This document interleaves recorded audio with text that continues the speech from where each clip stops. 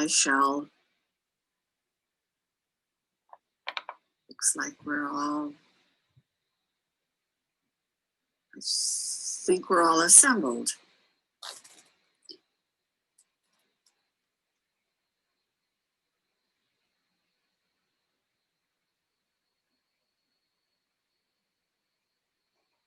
Okay, can everyone hear me now?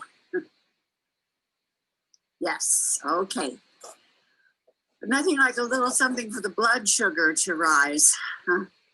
You all have been working hard and long today. So we are now going to reopen our meeting. And we, because I am allowed to move certain agenda items, I'm going to reserve my report to the conclusion of our meeting because it's not a terribly lengthy one anyway. And I think we will get to the important business of the afternoon, which is to consider the 3 regulations that we have before us. So it is now 2:21, and I am calling the public hearing for regulation R063-20 regarding the Handle with Care program to order. So I'm going to start by reviewing a bit of housekeeping items regarding how we conduct our public hearings. A copy of the proposed regulatory language is available on our website. For each hearing, department staff will present the context and the background of the regulation that we're hearing and an overview of the proposed language. After that, we will move to a review of public comment. I will ask the department for any response to that public comment we receive as applicable, and then the board may further discuss the item in response. If any changes or amendments to the regulatory language are made, that will require us to return to the department and the legislature the item for further review, and then we can revisit the regulation at a future hearing.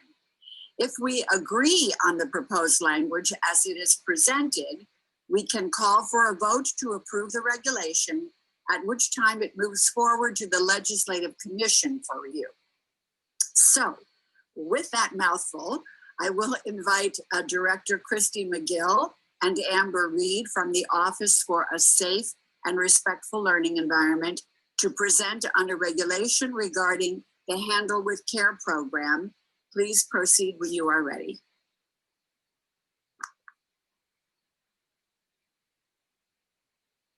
Christy, you're on mute.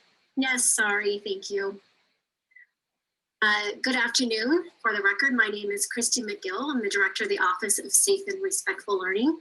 It's an honor to present in front of you all, as well as Member Hudson's young children in the background there. They're just adorable to watch. So I'm going to turn it directly over to Ms. Reed, who has shepherded these 3 in, and she's going to first talk about, again, the Handle with Care regulations. Amber? Thank you, Christy, and good afternoon, President Nguyen and esteemed members of the board. My name is Amber Reed, and I'm an education program professional in the Office for a Safe and Respectful Learning Environment of the Nevada Department of Education. I have the pleasure of presenting to you today the draft regulatory language found in LCB file R063-20, which has been included in the publicly posted materials for this meeting today. The goal of these regulations is to address the establishment of the Handle with Care program, including the requirements of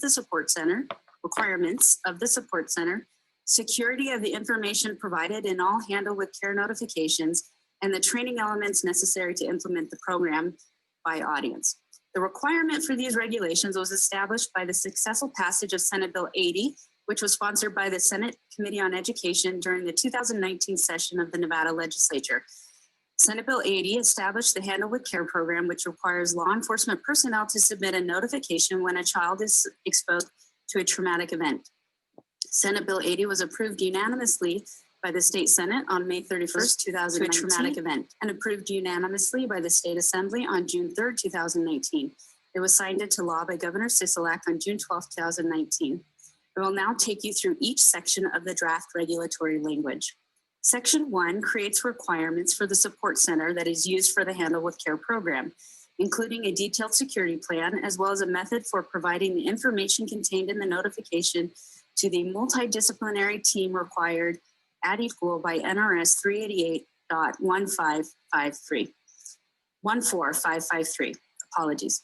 This section also includes a provision that the information provided to the support center in the notification submitted by law enforcement personnel is subject to all information provided to the support center in the notification regarding the confidentiality of student information and data.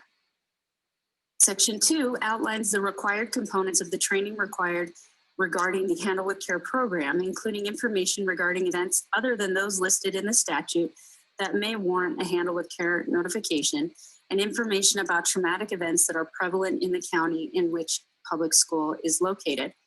Section 3 outlines the required components of training for law enforcement agencies, including how to access the hotline and how to submit a notification.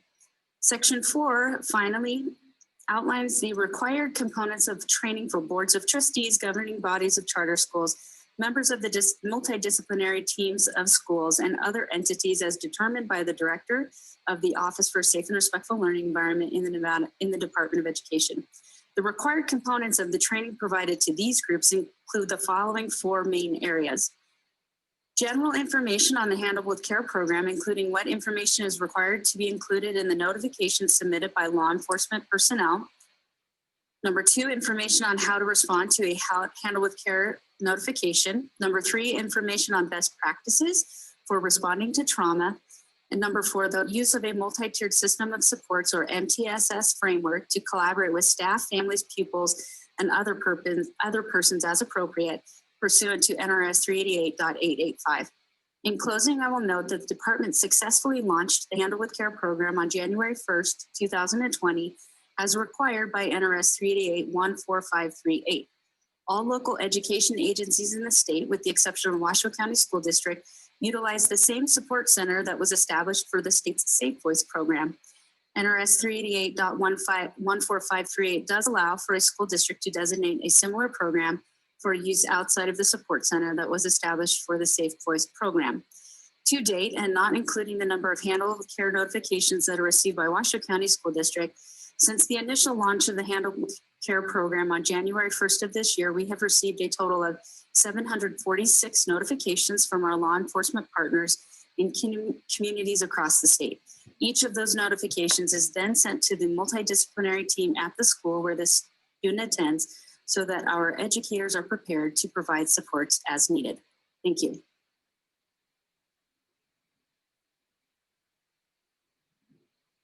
Okay, per the notices, the public comment may be submitted to the board secretary at nvboarded@doe.nv.gov. Our secretary will now read any public comments into the record if there have been received. Are there any regarding R063-20? There are none. Does the department have any response to this report? Amber Reed for the record, again with the Department of Education. We are prepared to take any questions from the board at this time. Thank you. That was my next invitation. Are there any questions from members of the board? Member Dockweiler. Member Dockweiler for the record. Thank you, Director McGill and your team for putting together this information. I definitely support the information regulation proposed here. The extended communication between the different agencies is definitely a welcome addition to what we currently have in place. I'm wondering if, and this is not a recommendation regarding the regulation, but in practice, if there could be a disclaimer on the communications between the agencies, just making sure that the information regarding the traumatic event remain confidential between the parties that have information. So can the department respond? Yes, we use the P3 platform and it's all confidential, and we also make sure that in these regulations will make sure that districts understand or respond in a manner that is confidential and also trauma informed. You know, we're always concerned that we don't want to add to a trauma. And so districts have been really good about training around trauma-informed practices, and ensuring that the appropriate universal preventative response occurs, and not one that says, oh, we just got, you know, a handle with care tip around this specific student. So those have been put into place at each one of our district levels, and DPS, Department of Public Safety, runs a Safe Voice platform, and law enforcement entities are very, very cautious and careful about who and when and where gets this information. Excellent, thank you. Member Ortiz, did you have a question, or does that answer your? For the record, so that was going to be my question, was around confidentiality, because I was at the hearing of this bill during session and was really happy to hear that it was coming about. So I've been asking, you know, has this already started happening? Are you getting notifications to some of my teacher colleagues? And one of them was like, oh yeah, I heard the other day from the counselor that this student's mom ran away.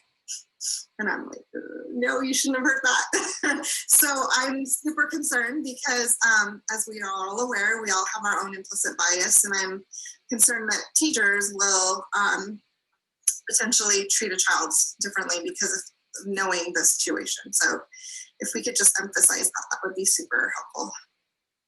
Okay, so noted.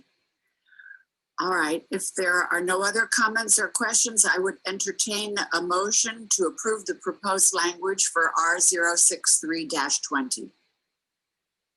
Member Newbern, I so move. Is there a second? Member Ortiz, I'll second. Any further discussion?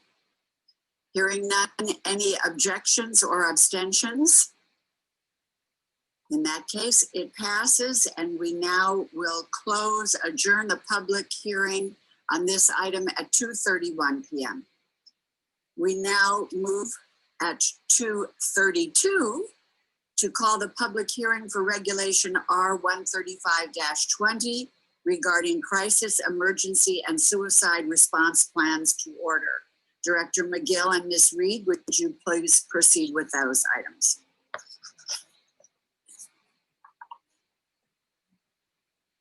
Good afternoon, President Nguyen and esteemed members of the board.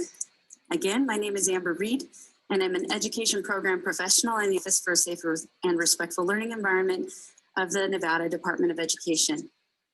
I have the pleasure of presenting to you today the draft regulatory language found in LCB file R135-20, which has been included in the publicly posted materials for this meeting today. The goals of this regulation are: 1, to fulfill the requirement of NRS 388-255 by providing language regarding the process that school districts, charter schools, and private schools must follow in developing one plan for responding to a crisis, emergency, or suicide.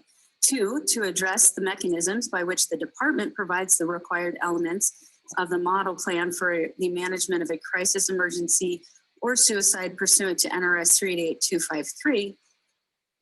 NRS 388.253, and 3, to support transparency in presenting the information to the State Board of Education whenever possible.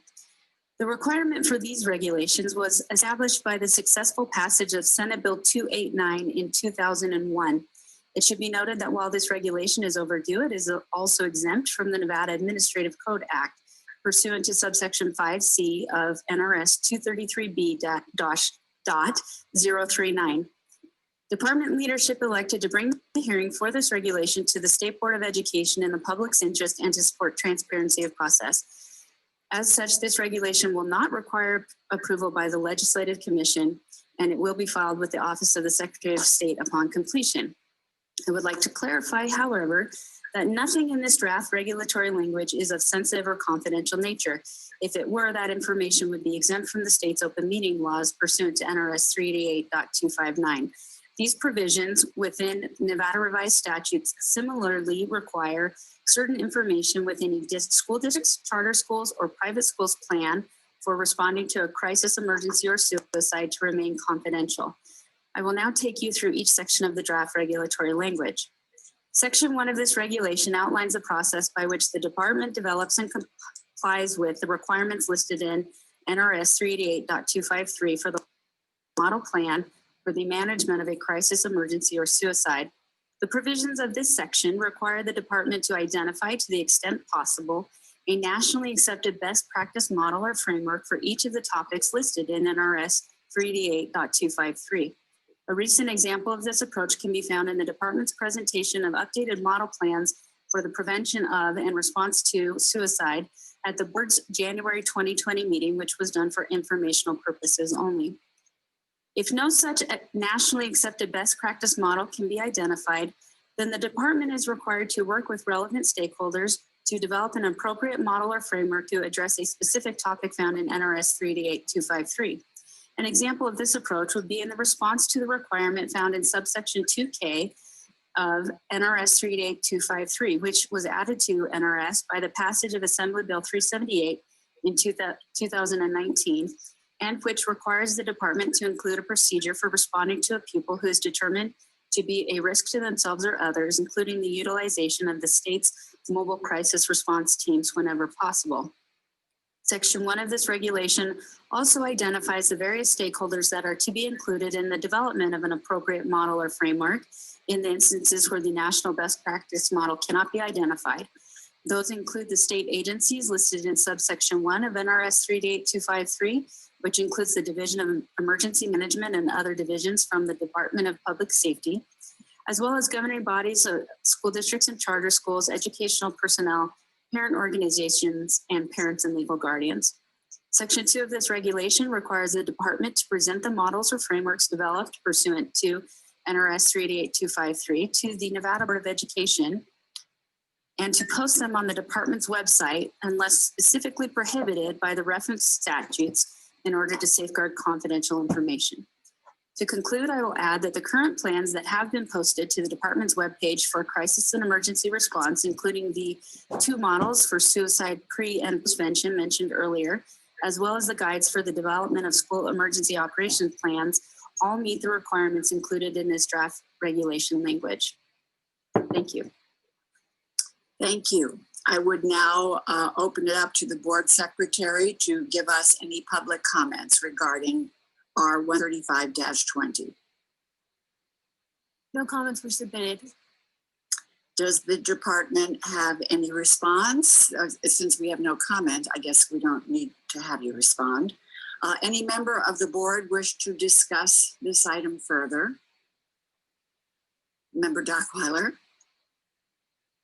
Thank you, President Nguyen.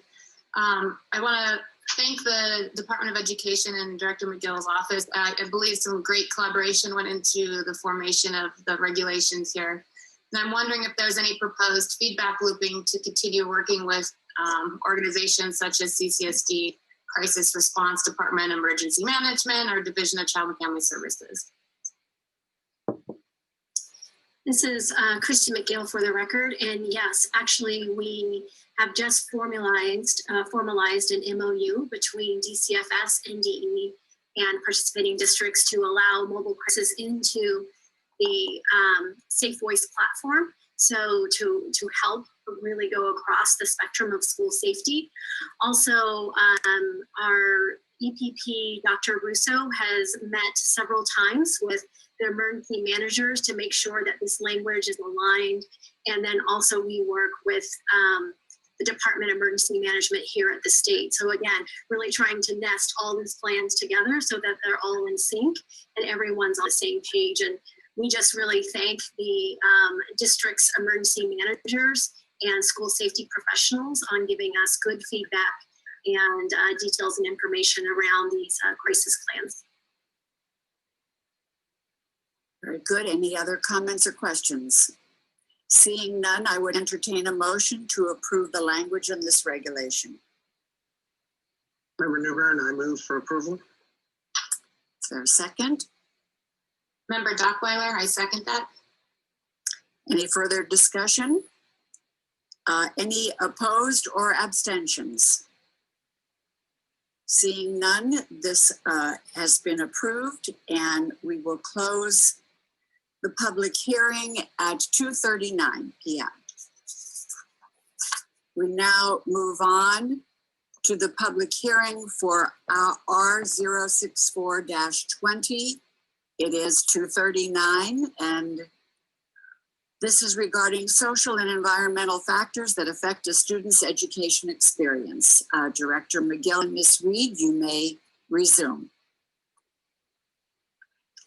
Thank you again. My name is Amber Reed, and I'm an education program professional in the Office for Safe and Respectful Learning Environment of the Nevada Department of Education.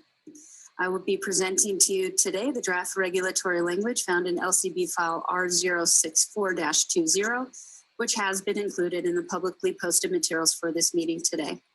The goals of this regulatory language are to, 1, establish understanding regarding the social and environmental factors that affect the educational experience of pupils, and to clarify expectations regarding the reporting of those factors, and 2, to establish expectations that the department will provide support to our partners in local education agencies, or LEAs, in complying with these requirements, including how those factors must be considered at both the state and local levels.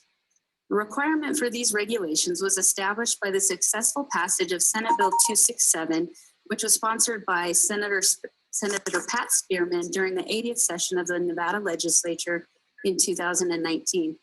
The bill was co-sponsored by Assembly members Ellen Spiegel and Sarah Peters. Senate Bill 267 was first heard in the Senate Education Committee on March 27, 2019, and was then passed out of committee on April 3, 2019. The original language of the bill included a requirement for the Board of Trustees of the school district and the governing body of a charter school to establish a site-based team charged with developing a plan for mitigating the social and environmental factors referenced in Section 1 of the bill. That requirement was removed by amendment prior to passage out of the Senate Committee on Education. The full Senate voted on the bill as amended on April 15, 2019, and it was approved unanimously. Senate Bill 267 was then heard in Assembly Education on May 9, 2020, and was passed out of committee on May 16, 2019. The version approved by the Assembly Committee on Education made one additional amendment, which was simply to add Assembly Member Peters as a co-sponsor. The full Assembly voted on the bill on May 23, 2020, and it was approved unanimously again. Because the bill had been amended by Assembly Education, which was a simple addition of a second co-sponsor, as I mentioned, the bill then had to go back to the full Senate for a concur vote, which occurred on May 24, 2019. Senate Bill 267 was delivered to the governor on May 28, 2019, and signed by the governor the next day, May 29, 2019. And I apologize, I realized that my dates for the passage through the Senate referenced 2020. As 2020 being the year that it is, I think it feels like it's been 10 years. It has not. Those were in 2019. The department held a workshop for this regulation on October 3rd, 2019, during which the department indicated that preliminary research had been done to identify existing sources of data and information regarding social and environmental factors that affect the educational experience of pupils, and which would inform the development of the regulatory language. Conceptual language for this regulation was shared publicly by the department through its bi-monthly NDE updates on February 4th and 21st and March 6th of 2020. Having received no feedback from stakeholders, that conceptual language was then submitted to the Legislative Council Bureau in June 2020. The only significant edit made by LCB from the conceptual language that was submitted by the department was the inclusion of a specific deadline of August 1st for the annual reporting requirements. Senate Bill 267 was codified in Nevada Revised Statutes as NRS 38900. That statutory language requires the State Board of Education to adopt regulations that, number 1, require the governing bodies of school districts and charter schools to, quote, identify the social and environmental factors that affect the educational experience of pupils at each school in the district or the charter school as applicable, close quote. Number 2, require those same governing bodies to, quote, provide a description of those factors to the department, close quote. And number 3, require the department, those same governing bodies, and the staff of each school to, quote, consider the factors identified pursuant to subsection 1 for a school when making decisions concerning the school or interacting with and making decisions concerning the staff of the school or pupils enrolled at the school, close quote. There are 5 specific decisions included in the statute that are included in this requirement for consideration without limitation. Because the language of Senate Bill 267 and therefore NRS 388-900 does not provide clear direction regarding the definition of what types of social and environmental factors are to be included in the regulation, department staff has to consider the legislative history and intent as recorded through the various hearings and work sessions that occurred during the 2019 legislative session. Department staff therefore reviewed those public meetings to collect information on the bill as it was presented by the bill's sponsor, Senator Pat Spearman. The testimony of Senator Spearman throughout those hearings included references to the 7 primary factors identified in Section 1 of the draft regulatory language, including, for example, statistics on poverty, food insecurity, the number of hours or jobs worked by parents, homelessness, and adverse childhood experiences, or ACEs. Senator Spearman also acknowledged the unique environments and diversity that exist in schools and communities across the state, and the need for our local education agencies to be able to be responsive to local contexts and conditions that may move beyond those basic universal factors. While the statutory language and this draft regulatory language both include the word identify in relation to what boards of trustees and governing bodies are required to do, the department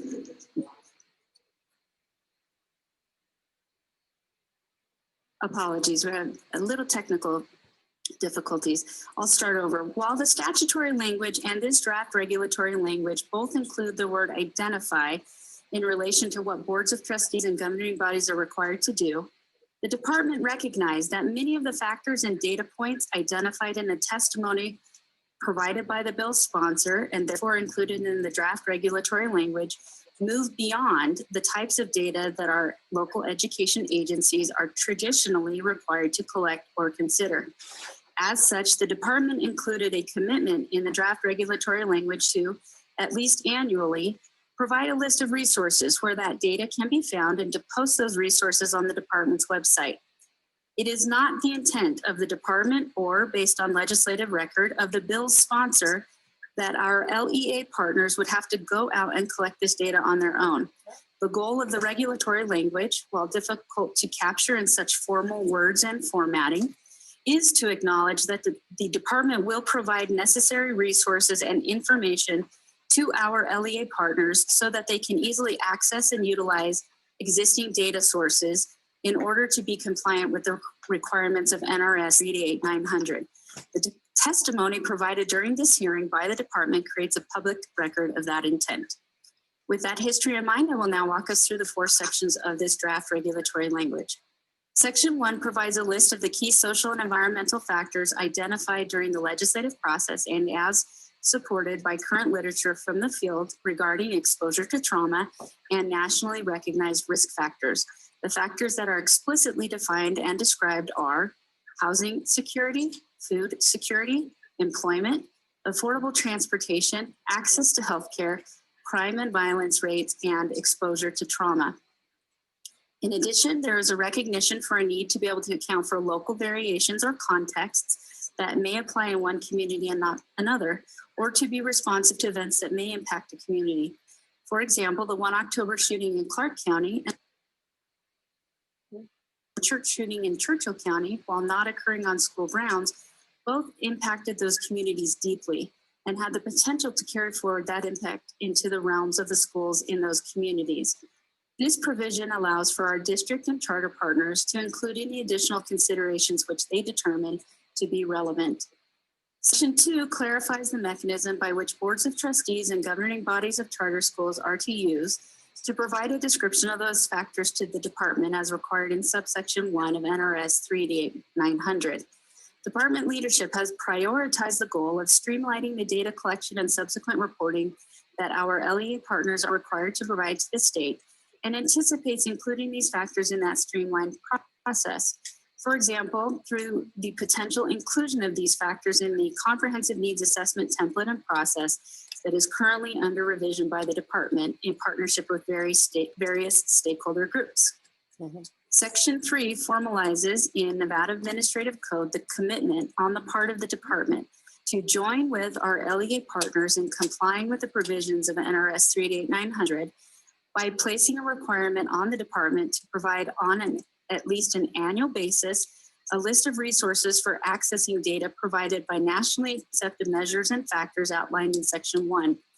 In the preliminary research reference and testimony of the October 2019 regulatory workshop, department staff identified several existing websites and databases that capture information in that list of factors. These existing resources include data from the Youth Risk Behavior Survey, which is conducted by the Centers for Disease Control and Prevention during odd-numbered years, the Department of Public Safety's Uniform Crime Reporting Program, and the Nevada Crime Mapping through the National Incident-Based Reporting System, and the Opportunity Atlas, which is supported and maintained through a partnership between the U.S. Census Bureau, Harvard University, and Brown University. This interactive map provides incredibly useful information pulled from census data as well as other publicly available data sources across a host of metrics, and allows for full customization and mapping down to the level of the zip code. In recognition of the power that protective factors play in mitigating the impact of trauma and other risk factors, Section 4 includes a requirement that the Department of Education, boards of trustees, governing bodies of charter schools, and the staff of each public school include any factors that serve to, quote, mitigate or protect against the harm caused by any of the social and environmental factors identified pursuant to subsection 1, close quote.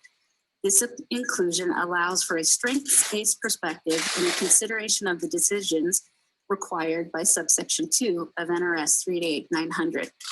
In summary, let me again assure the members of the board and our LEA partners statewide that the department has no intention of adding to the already overflowing plates of our educators. We also recognize that many of the problems that our schools are often tasked with solving did not originate in the schools, and that the solutions to those problems cannot be placed on schools alone. We have years of data and research that tells us that the factors included here play a significant role in the ability of young people to learn and succeed in both school and life. By including the data points identified as social and environmental factors in this regulation, there is also an intentional recognition of the role that the community must play in supporting the development of solutions to those problems. Thank you. Thank you. It appears that we have had several items of public comment submitted for this item. What I'm going to do is request the board secretary to read one of those into the record. It is representative of the balance of those other comments that have been submitted so that we can officially add the balance to the public record without having to read all of them. The one that will be read is representative of the sentiment of the balance of those public comments. So would the secretary please read that, and then we will take a brief pause so the board can absorb the content of that comment before we deliberate. Thank you, President Nguyen. We did receive 11 public comments from Lincoln County School District, Elko, Lyon, Pershing, Churchill, Carson City, Clark, Humboldt, and Washoe County School Districts, as well as the Charter School Association of Nevada and the Power to Parent organization. I will read the entry from Humboldt County School District, which is largely representative. Esteemed members of the State Board of Education, in reviewing the proposed regulations under consideration by the State Board of Education on November 12, 2020, Humboldt County School District would like to express our concern with Regulation R6420 as proposed. Without question, various social factors have a significant impact on the students that we have the privilege to serve, and the information being requested likely has value in considering how to best support said students. However, to designate the collection of such information by the Board of Trustees places an undue burden on a governing body that does not have access to the majority of the proposed information. As a result, the Board of Trustees would look to district employees to engage with various community agencies who have access to the requested information. This creates a duplication of effort and would place an undue burden on districts in order to seek out and compile such information. As a result, the proposed regulation would create economic impact on school districts as additional personnel would be required to meet the reporting requirements as defined. Humboldt County School District currently uses a variety of social factors in regards to the provision of services for our students. This includes data relative to attendance, free and reduced lunch eligible, homelessness, counseling contacts, and transportation. This information, in addition to other data, direct hiring practices across the district in order to meet the needs of our students. As a district, we support the collection of the data points that are named above and can affirm that said information guides our district practice. We would formally request that the State Board of Education not support the exhaustive and not strict generated data points outlined in R6420. Thank you for your consideration of these comments and ask that R6420 not be supported as presently defined. An additional element reflected in the 11 total documents, which is not encapsulated in Humboldt, but is represented in some of the others, is a comment that it does not appear that in Senate Bill 267, a report is required. Specifically, there does not appear to be a reporting requirement in the bill, just that a list of factors be considered when making decisions about funding, staffing, et cetera, of a school. Otherwise, Humboldt is representative of all comments. Would the department care to respond?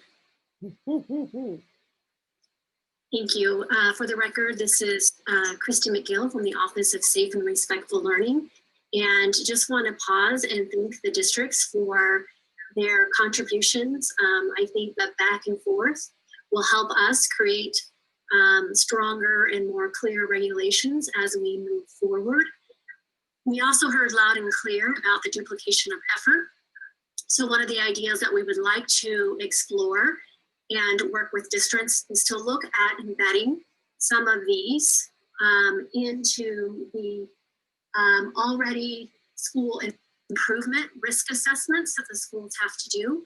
So we'd like to work with the district to see if that would be a more palatable option and what that would look like. And so we have no problem coming back and looking at this and trying to get it as close as we can so that we have a positive impact on students with these elements without overwhelming our teachers and school leaders as well.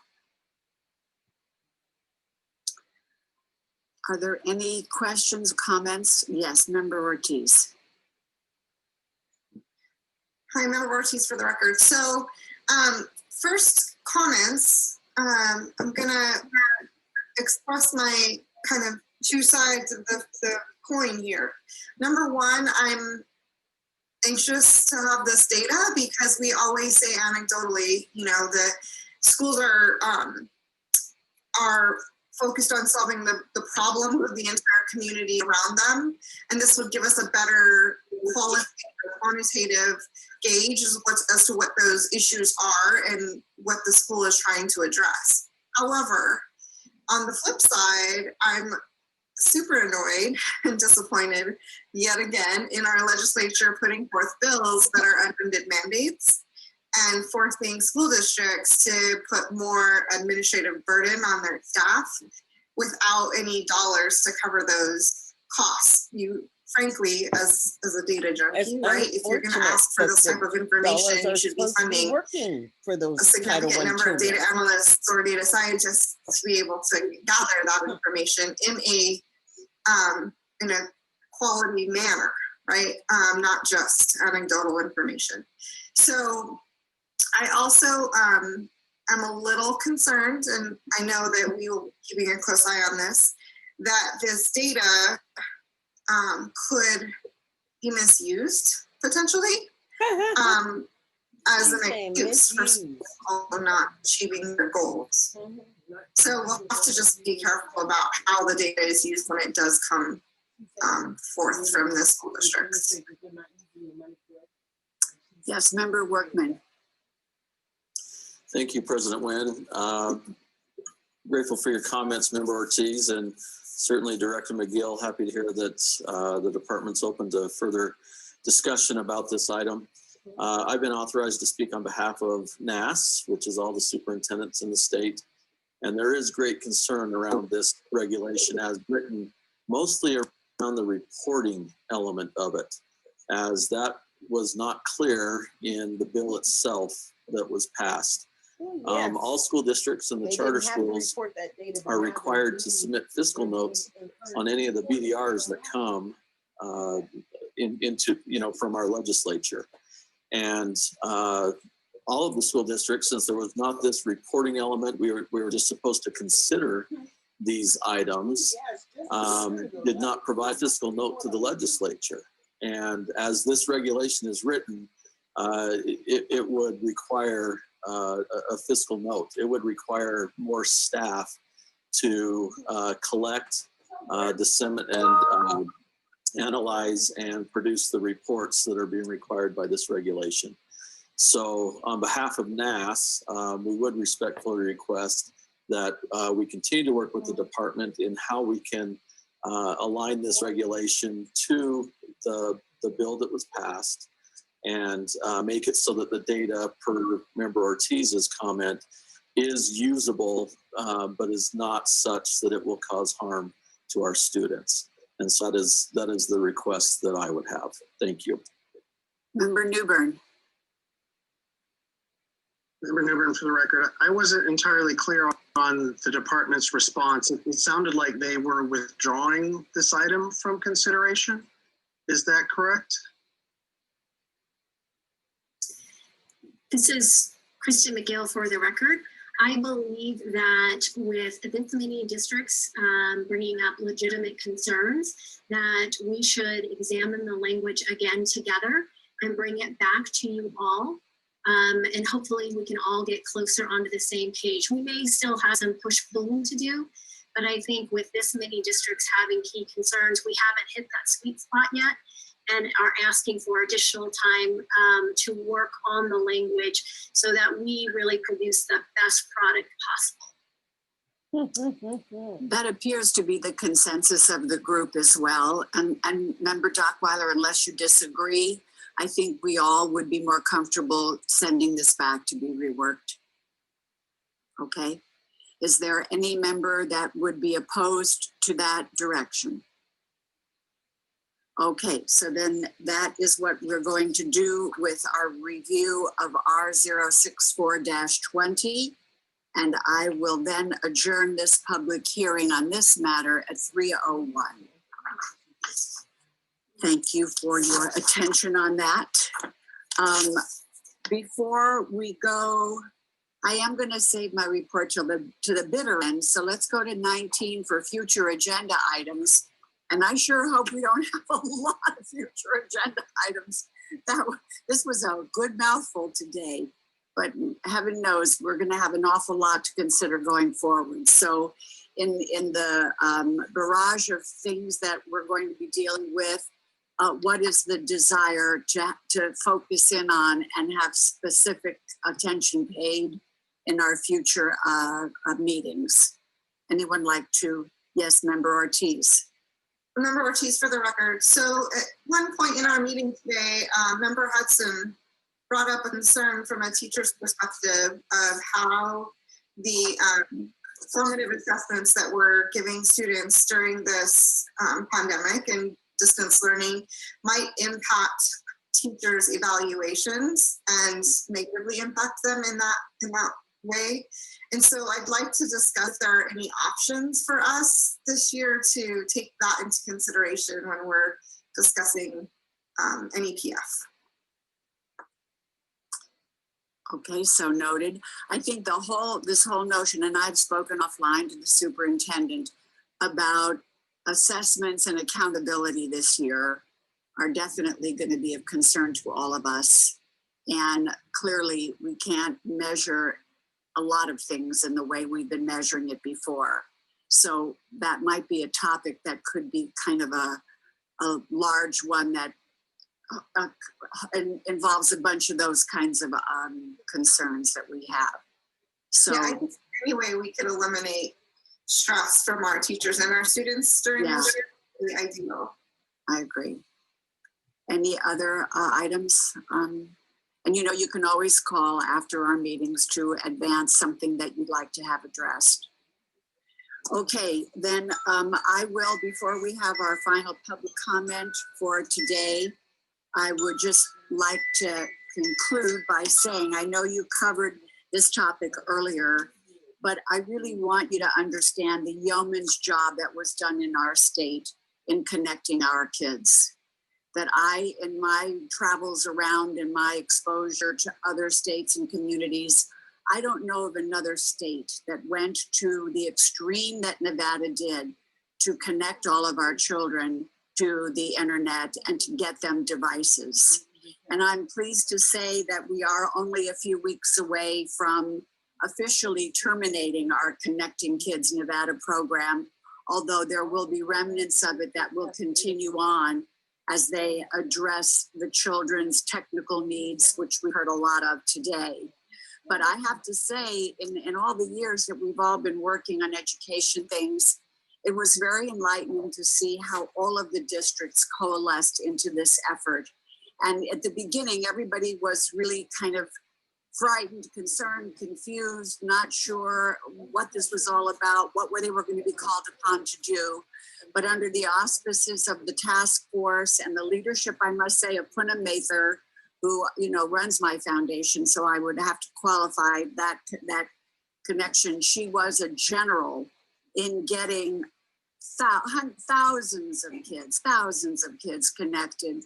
And I think as a state, this story will be told. We're not finished, tooting our own horn. I really do not know of another state in America that went to the extreme effort that we did to get all of our kids online, whether they were going to need it or not. And I think we all appreciate now that there were many forms in which it was needed. So I want to especially pay tribute to our superintendent, who worked diligently all day, all night, banging on doors, banging on heads, making it clear to all of the superintendents that we were not going away, that this was clearly a focus and an objective of ours, that as long as our kids were in this predicament, we were not going to have them suffer because they could not get on the internet and didn't have a device.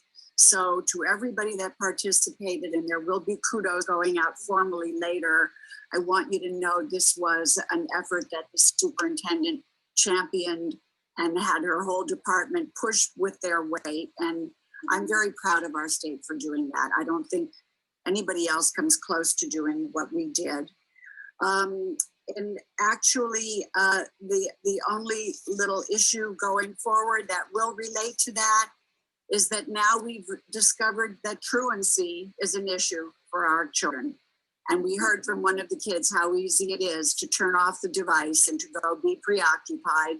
And so even though we've got everybody all hooked up and connected, it doesn't mean that they're going to stay connected in the way they need to. But we also heard positively how our educators are getting better trained, they're getting better informed, they're getting more facile with the way they're presenting their lessons and the pedagogy. And so they all deserve credit for that too.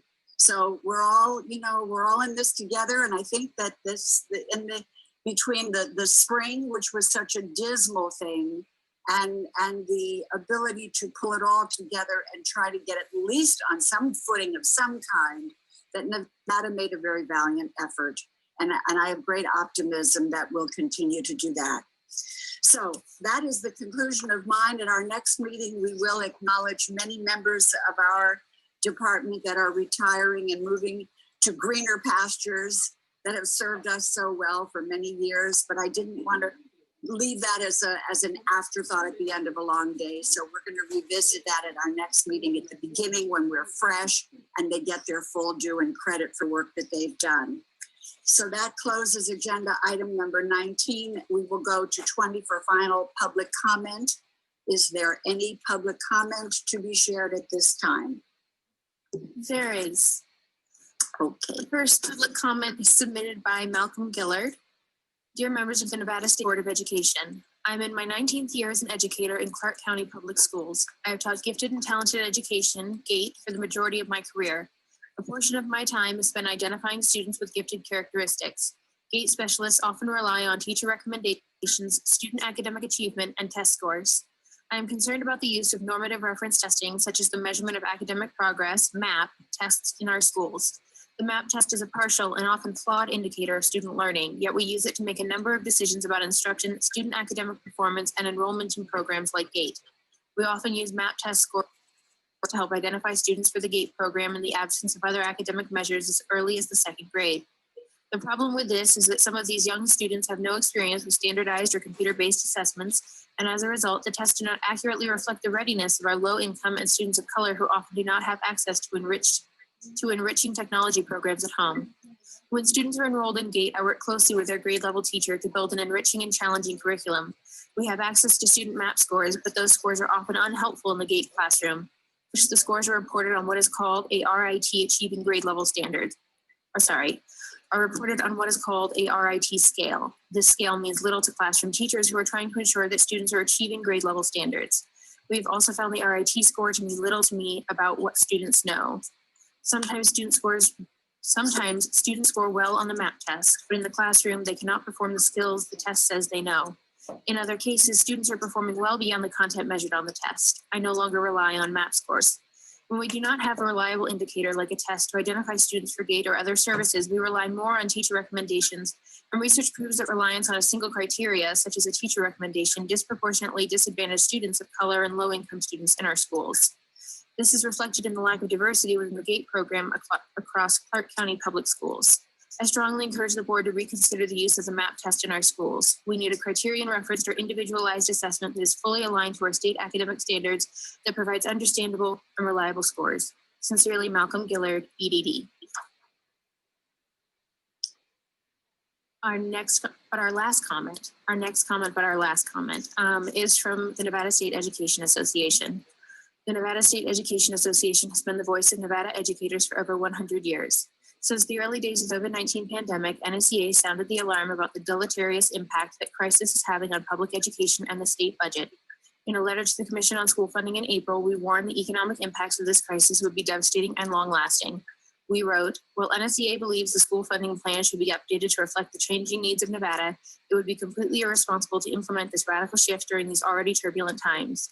While NSEA's previous concerns with the new funding plan remain, the new economic realities not only undermine school funding generally, but also the work of the Funding Commission specifically.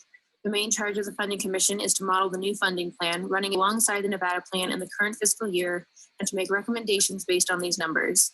However, data from the fiscal year likely will need to be discarded as Nevada's economy came to a screeching halt toward the end of the third quarter.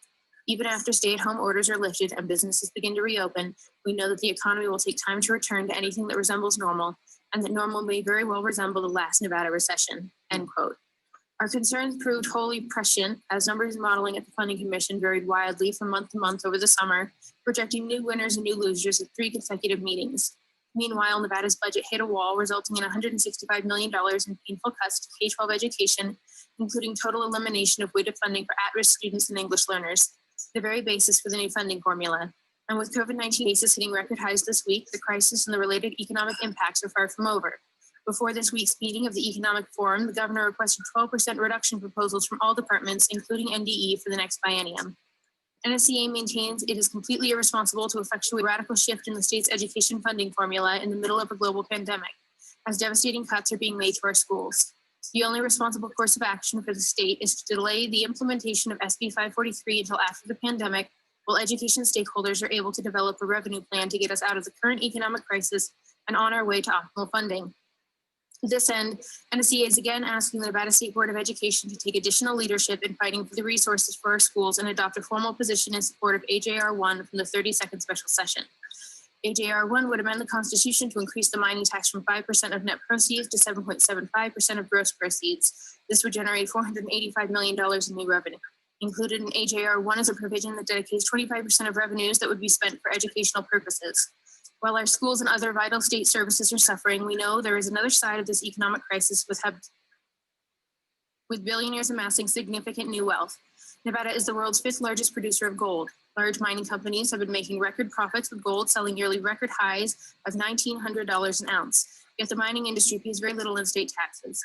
AJR 1 is the mining tax proposal that would deliver the most resources to K-12 public education. $500 million in new revenue for Nevada is the right-sized treatment of an industry that has enjoyed a sweetheart deal since Nevada's beginnings.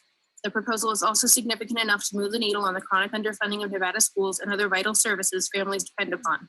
If passed during the 2021 legislative session, AJR 1 would go before Nevada voters in 2022. NSEA has been working to address the chronic underfunding of public education in Nevada for decades. While AJR 1 is only a part of what is needed to deliver a high-quality public education to every Nevada student, it is a most critical next step.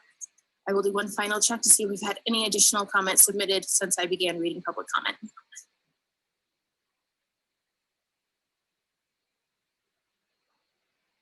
No further comment.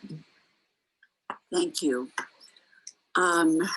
Hearing no further comment, I do believe that our day is concluded and that we stand adjourned. Thank you all for a long work day.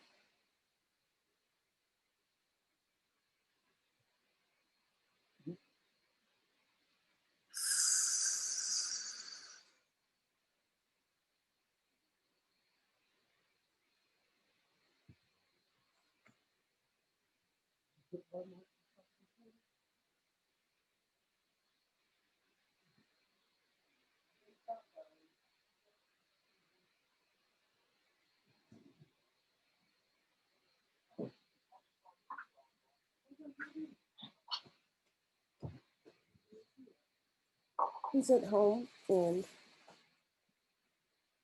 stopped recording.